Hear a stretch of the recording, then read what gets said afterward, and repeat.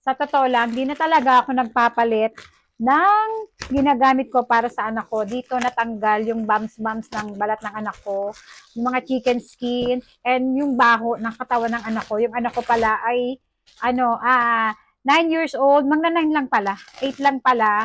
And ito talaga yung shampoo na pinapagamit ko sa kanya. Bye tears na to. Maganda to sa balat. Ako na nagsasabi sa inyo. Ayan o. Dalawa again yung binili ko. Yung isa ay yung bula, yung lumalabas. Ano tawag doon?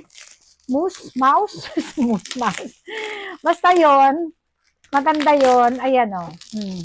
Oh, eto. Eto yung dati niya ginagamit. Ayan. At eto yung, ayan o, tear-free nakalagay o.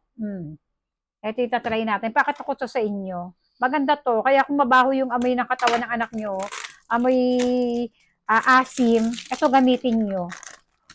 Kasi ito talaga, nakikita nyo naman sa mga video ko, yung ina-unboxing ko to, ito lang talaga yung shampoo na pinapagamit ko sa anak ko. Wala nang iba. Pati ako, gumagamit pala nito. Maganda to sa balat, ayan.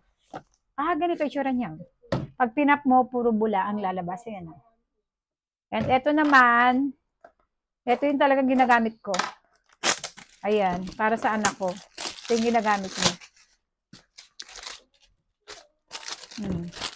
Kasi paubos na eh. Kaya sabi ko, dapat mabilang ko na yung anak ko nito. Tipid siyang gamitin, huwag kayo mag-alala. Ayan oh. Mas malaki siya oh, kumpara rito. Ito muna yung pagagamit ko kasi excited na kami sa bula-bula eh.